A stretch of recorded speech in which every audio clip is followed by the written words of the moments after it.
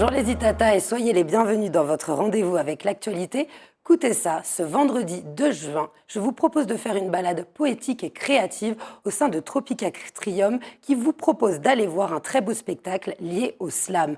Qu'est-ce que le slam? Qu'est-ce qu'un concours de slam? Pour en parler aujourd'hui, j'ai l'honneur de recevoir sa co-organisatrice, Mappy. Bonjour Mappy. Bonjour Éléonore et Comment bonjour à allez-vous? tout le monde. Ça va très bien et vous? Alors, hâte d'être à ce 13e concours de slam qui aura lieu donc à Tropicatrium. Oui, c'est le Madinina Slam Contest et c'est la 13e édition.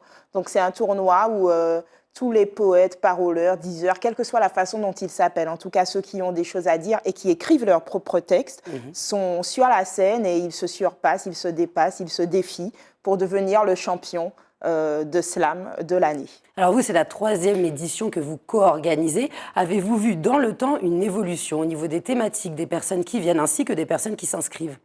Alors, on a vu effectivement une évolution. Alors, pendant 10 ans, je lui fais quand même un hommage, pendant 10 ans, le Madinina Slam Contest a été porté par Makanja qui l'organisait et puis il nous a passé le relais. Donc, je l'organise maintenant avec Yawa, qui est une slameuse également. Et effectivement, on a vu une évolution parce que si au début, c'était beaucoup de personnes déjà très ancrées dans la Slamada, qui est le collectif de slameurs, on voyait un peu les mêmes personnes.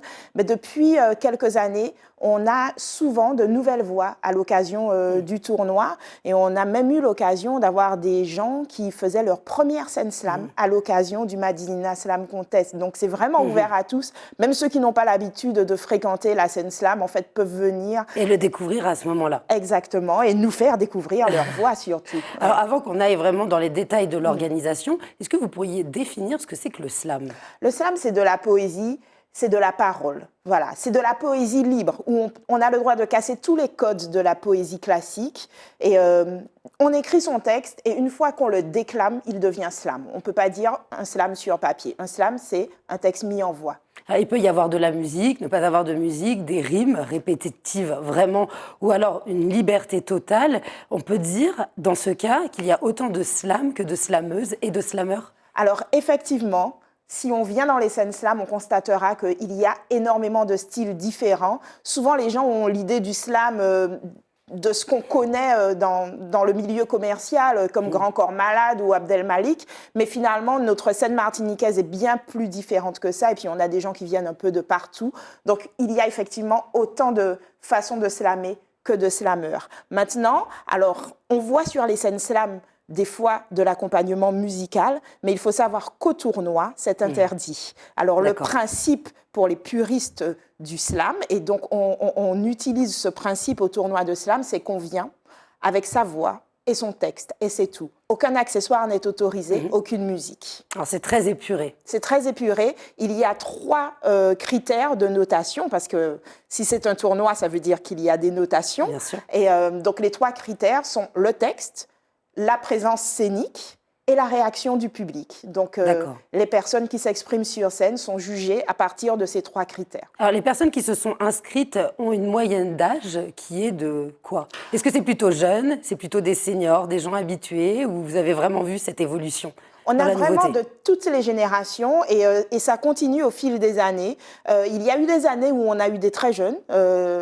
Parfois, on a eu même des gens qui étaient à peine majeurs. Mais d'une manière générale, c'est aux alentours de la vingtaine jusqu'à 75 ans. Hein. On a nos doyens qui sont assez âgés. Donc, il y a vraiment toutes les générations, ce qui fait que le public en trouve pour son compte, quelle que soit sa génération, lui aussi. Et là, l'organisation, vous êtes une femme. Vous disiez que vous aviez repris le flambeau auprès d'un homme. On voit bien que c'est un milieu mixte. C'est un milieu totalement mixte et je trouve que depuis 5-6 ans, il y a de plus en plus de femmes. Elles sont quasiment plus nombreuses que les hommes, en fait, sur la scène slam. Comme quoi, la femme a des choses à dire. Justement, elle a des choses à dire. Quelles sont les thématiques qui sont souvent prises pour inspiration?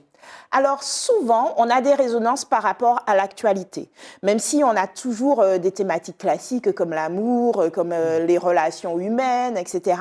Mais l'actualité vient souvent habiter les textes qu'on entend sur la scène slam, notamment là on a eu récemment le scandale de la chlordécone, on a eu des événements politiques et ça c'est repris par les diseurs parce qu'en fait les gens ils viennent partager, s'exprimer et ils viennent échanger, dire ce qui les bouleverse finalement, ce qui leur fait plaisir ou ce qui les attriste. Donc on a vraiment l'actualité qui résonne en général. Alors vous dites très justement que ce sont des thématiques qui leur tiennent à cœur. Oui. Cela signifie qu'aller sur scène et pouvoir s'exprimer sur des choses sur lesquelles on est sensible, c'est une véritable catharsis pour l'individu. Oui, mais c'est justement ça, en fait, au-delà de l'aspect tournoi, en fait, au-delà du concours, ce moment est important parce que c'est un moment où les gens viennent dire des choses. Ils ont des choses à dire. Et au tournoi, nous avons un public que nous ne retrouvons pas forcément sur les événements slam que nous organisons tout au long de l'année. On a cette chance d'avoir Tropic Atrium qui nous accompagne depuis un certain nombre d'années. Et le fait que ça se passe à Tropic Atrium ramène des gens qu'on ne verra pas ailleurs sur les scènes slam. Et c'est le moment où on peut venir leur donner ces messages-là. Et au-delà du concours, c'est ça en fait, c'est de rendre cette parole et cette pratique accessible à tout le monde. Alors le concours va commencer à 19h, il va durer environ 3 heures à peu près, sachant que chaque personne qui passe aura 3 textes à préparer qui ont une durée limitée. Est-ce que vous pouvez nous en dire plus? Oui, alors le principe c'est de venir avec au moins 3 textes. On dit aux gens toujours de prévoir un 4e au cas où il y a un ex-aequo à un moment et où on doit départager quelqu'un. Donc, c'est 3 textes minimum de 3 minutes maximum parce que quand les slammers s'expriment, s'ils dépassent les 3 minutes, il y a des pénalités donc, de points. On retire des points par 10 secondes supplémentaires. Oh là, il faut poser ces mots alors. Voilà, c'est ça. Donc, le principe, c'est que tous ceux qui sont inscrits s'expriment une première fois. Et donc, le jury note, le public aussi note, parce qu'il y a une grosse note dédiée au public qui est mesurée avec un applaudimètre. Une fois le premier tour passé, on retient les 8 meilleurs. Et les 8 meilleurs s'affrontent en battle. Donc, il y a 4 battles sur le thème de l'année. Et cette année, notre thème, c'est non-endroit. Non, entre parenthèses, en droit. Et comment vous avez choisi cette thématique? Eh bien, je crois que l'actualité est passée par là. Mais on n'a pas voulu non plus trop fermé sur un sujet précis. Donc, le principe du thème, c'est qu'on fait ce qu'on veut avec. On peut juste utiliser les sonorités, juste prendre les mots, ou bien voir que ça résonne dans un sujet d'actualité. Il n'y a pas d'obligation d'utiliser le thème de façon littérale. L'essentiel, c'est qu'on comprenne que le thème a été utilisé d'une manière ou d'une autre. Donc voilà. Et à l'issue de ces 4 battles, il y a 4 slammers qui vont en demi-finale. Et là, en fait, ils partent 45 minutes écrire sur un thème qu'ils découvrent sur place. Personne ne connaît le thème, à part les organisatrices. Et donc, on leur donne un thème. Pendant 45 minutes, ils vont écrire. Pendant ce temps, le public a le temps d'aller se restaurer. On prévoit toujours ce qu'il faut, se dégourdir les jambes. Et puis, on revient écouter les inspirations de ces 4 personnes et on continue à juger. On en retient 2 qui s'affrontent en finale sur un texte de leur choix. Alors, ce qui est intéressant dans ce que vous dites, c'est l'importance aussi du public, puisqu'il y a cet applaudimètre, et puis aussi la bienveillance. Les gens qui s'inscrivent, ils sont parfois, c'est la première fois, c'est leur première expérience en la matière, mais le public est là pour les porter. Et il y a l'adrénaline aussi, mais c'est très important de dire ça. C'est ça, oui. Alors, il y a ce public, en fait, qui met une sacrée ambiance. Chaque année, en général, on fait ça le comble. Donc, si les gens veulent venir, il faut s'y prendre assez tôt pour reprendre les tickets. Et il y a une espèce d'ambiance qui fait que les slammers sont portés. Et puis, il y a aussi 2 merveilleuses animatrices qui sont Yawa et moi. Et nous sommes très bienveillantes. On met les gens à l'aise. Et en général, ça se passe très bien. Et donc, oui, il y a ce rapport avec le public qui non seulement juge par l'applaudimètre, mais il y a également 2 ou 3 membres du jury qui sont tirés au sort pour participer et noter comme les autres membres du jury. Alors, ce qui est très intéressant dans ce genre de spectacle, là, que je mets entre guillemets, de prestation, c'est la poésie. C'était ce que j'évoquais dans mon introduction. Et surtout le voyage à travers les mots. Pendant un spectacle de slam, on peut pleurer comme on peut rire, comme on peut être en colère aussi, ou alors être indifférent et ne pas être d'accord. Mais on passe par une palette d'émotions très complémentaires. Oui, on reste rarement indifférent. Et d'ailleurs, il y a ce critère de réaction du public. Des fois, pendant que quelqu'un slame, on entend ou on entend des gens qui vont bougonner, qui ne sont pas d'accord, mais c'est une réaction. Et le principe du slam, c'est de claquer, donc de générer une réaction. Et on entend ça dans la salle. Et le jury reste à l'écoute pour pouvoir adapter sa notation aussi en tenant compte de ce critère de réaction du public. Des fois, ça rigole très fort. Des fois, effectivement, les gens sont très émus. Mais à ce moment-là, ils applaudissent très fort à la fin pour faire monter la note à l'applaudimètre. Alors, à titre personnel, vous êtes co-organisatrice maintenant, mais avant, vous avez fait partie de ces gens qui allaient sur scène pour faire le concours que vous avez déjà remporté. Quels souvenirs vous pourriez partager sur le sentiment que vous aviez avant de monter sur scène? Je crois que ce qui m'a le plus plu, c'est l'ambiance entre nous. C'est-à-dire que c'est un tournoi, c'est comme ça qu'on le présente, mais il y a un truc qui se crée entre les poètes qui participent. Même ceux qui se découvrent le soir même, il y a un truc, il y a une solidarité. On sent que les autres nous regardent, nous tiennent. Ou bien voilà, des fois il y a des petits jeux de défis. En fait, on fait le show, mais c'est pas vraiment, on n'est pas dans une vraie compétition, on est dans un truc où on s'amuse et c'est une sacrée ambiance et moi je retiens ça. D'ailleurs, l'année où j'ai été championne, c'est une année où je voulais même pas m'inscrire et Papa Slam qui est l'un de mes pères, qui a été le premier champion de Martinique, m'a rappelé justement ce que je disais au début, au-delà du concours, il y a des choses à dire. Et il y a des gens là qui ont besoin d'entendre ta parole. Et je suis venue pour ça. Et c'est cette année-là, voilà, j'étais pas du tout dans l'esprit concours. Moi, Tevin Ipoudi, ça m'en y a dit.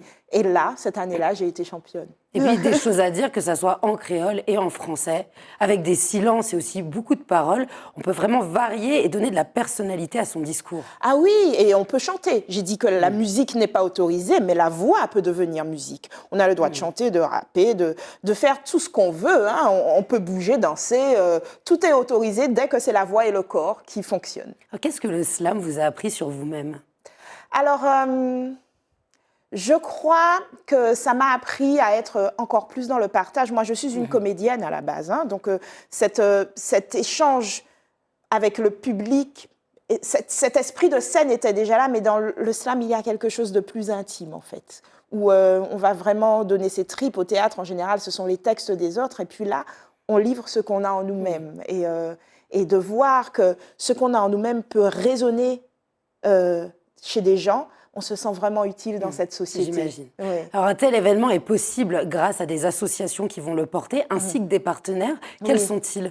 Alors, le tournoi est porté par l'association Balarichen, qui est une association ancrée dans l'éducation populaire, en fait, éduquer autrement. Et donc, le slam est une façon de le faire. Et nous avons des partenaires qui nous suivent depuis tellement longtemps. Et je ne peux que les remercier. On a Cultura, anciennement Librairie Antillaise, mais qui, malgré le changement d'enseigne, continue à nous supporter et donc nous permettre de récompenser les 4 finalistes.